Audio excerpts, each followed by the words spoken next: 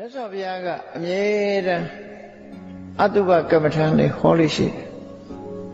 ။ဘာလို့အတုပကမ္မထာဟောလို့ဆိုလူတွေကတွေ့တာမှုတွေများတယ်လေ။အဲ့ဒီတွေ့တာမှုတွေများလို့တွေ့တာမှုတွေကိုဖျောက်ဖို့ရအတုပကမ္မထာဟောတယ်။နောက်တစ်ခါဘယ်အရာမှမမြဲဘူးလို့ဆိုတဲ့အနိစ္စတရားကိုဟောတယ်။မမြဲတဲ့အရာတွေဟာဆင်းရဲတဲ့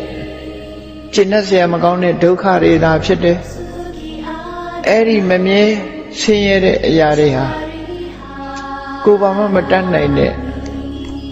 သူ့သဘာဝအတိုင်းဖြစ်ပြီးကိုယ်အလိုတိုင်းမဖြစ်တဲ့အရာအနတ္တသဘာဝတွေသာဖြစ်တယ်ခိုင်မာတဲ့အရာတွေမရှိဘူးလို့အိဋ္ဌဒုက္ခအနတ္တဆိုတော့မြတ်စွာဘုရားရဲ့တရားတော်ဟာအစိုးမြင်ဝါဒလို့ဖြစ်လောကလူတွေဟာအကောင်းကြီးပဲကြည့်နေမယ်ဆိုလို့ရှိရင်တန်တရားထဲမှာပျော်မွေ့နေမှာပေါ့အဆိုးဆိုတာတမင်ရှာပြီးတော့ကြည့်ခိုင်းတာမဟုတ်ဘူးလူတွေကအဆိုးကိုမကြည့်တာ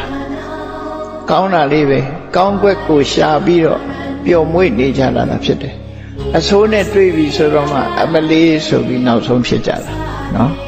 ဆိုးပြီဆိုရင်ဖြစ်ပြီလေလူတယောက်နေမကောင်းထိုင်မသာဖြစ်လို့ယောဂဖြစ်ပြီလေဆိုဆေးုံရောက်တာနော်အဲ့ကြရင်ပြပြသလဲဖြစ်ကုန်ခြေမကိုင်ပြီးလက်မကိုင်ပြီးဖြစ်နေသောတော်ကဟောတဲ့အနိစ္စဆိုတဲ့အခါကျတော့သိစိတ်ဝင်လာဘူး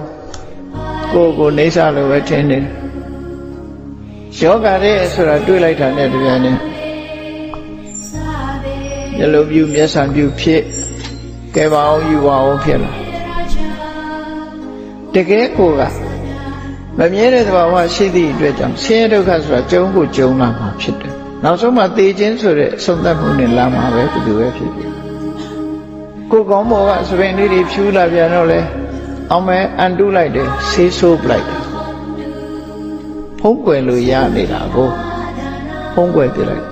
သွားကျိုးတယ်ကိစ္စမရှိဘူးသွားဆိုင်ပလိုက်တချို့ကတော့ချိုးပြီးတော့တောင်းဆိုင်တယ်ထမလှချင်လို့